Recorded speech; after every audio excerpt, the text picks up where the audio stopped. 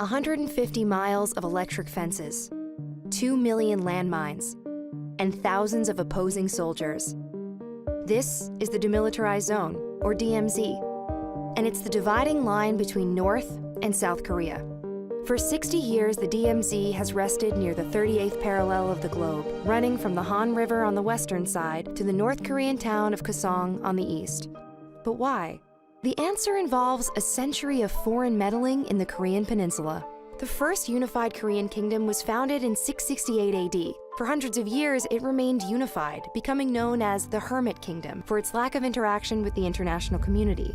It especially limited contact with the West, but at the start of the 20th century, things began to change. Korea had been caught in the crossfires of the Russo-Japanese War. By the war's end in 1905, the victor Japan had staked a claim in the peninsula. By 1910, the Japanese had officially annexed Korea as a colony and would continue to rule for decades, installing puppet emperors, banning Korean history books, and trying to wipe out their language. Over the years, rebellions by the Korean people were common, but never successful. Japan even forced thousands of Koreans to fight in World War II, a war Japan lost. With Japan vanquished, it seemed for a brief moment that Korea might once again forge its own future, but that wasn't the case.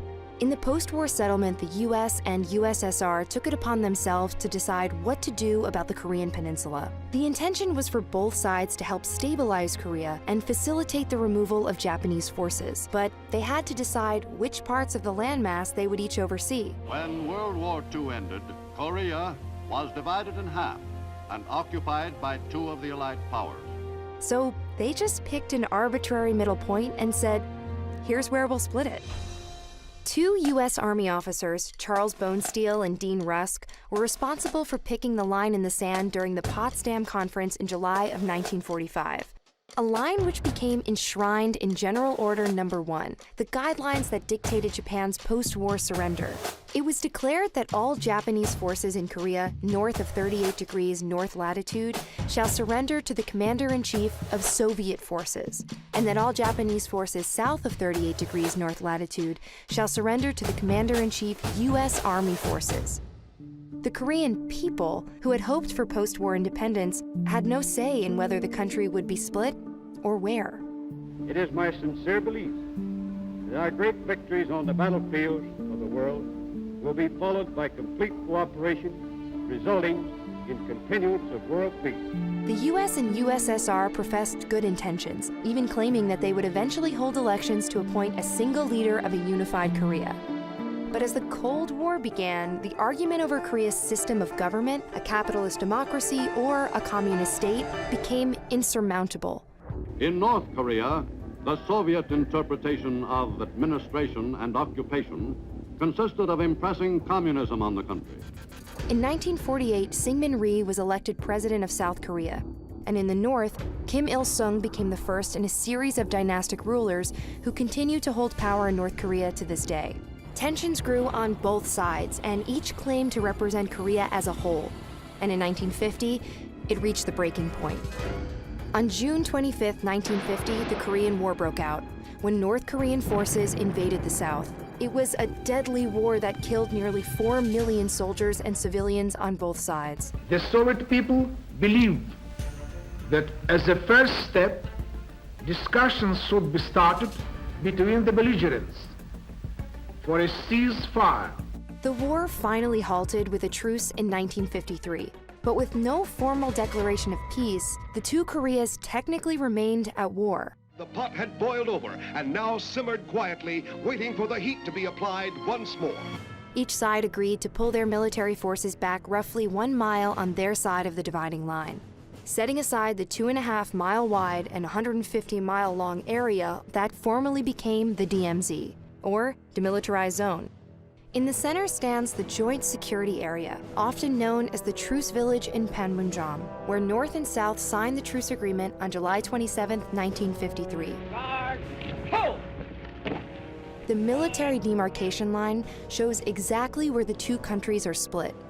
This heavily fortified area is the only place on the entire peninsula where North and South military and political leaders can come face to face. The DMZ has since become one of the most heavily militarized borders in the entire world. It is nearly impossible to cross, but that hasn't stopped people from trying. Most North Korean defectors have chosen to escape via their border with China, with as many as 300,000 defections since the end of the Korean War. A lucky few have made it across the DMZ, but many more have died trying. Such attempted crossings, or even the perception of people trying to cross, have led to numerous violent altercations at the border. From 1966 to 1969, fighting at the border was so intense, with over 600 North Korean, South Korean, and American soldiers killed, that it became known by some as the Second Korean War. The South has even discovered tunnels built by the North as supposed tunnels of aggression, meant as possible surprise invasion routes into the South. The South Korean government now believe the North Koreans have dug 14 tunnels under the DMZ, and there could be as many as 20. North Korean defectors in the 1970s alerted the government to their existence, claiming Kim Il-sung had personally ordered them to be built, an accusation the North has denied. Both sides have consistently used various forms of propaganda at the dividing line, from loudspeakers broadcasting across the DMZ, and even balloons dropping propaganda leaflets on the other side. But in 2004, they agreed to suspend such tactics. For years, relations between North and South worsened. But in 2018, there was a glimmer of hope. North Korean leader Kim Jong-un met with South Korean President Moon Jae-in for the first time at the DMZ. They then held a summit on the South Korean side of the Joint Security Area. It was the first time a North Korean leader had ever set foot in the South since the Korean War ceasefire in 1953.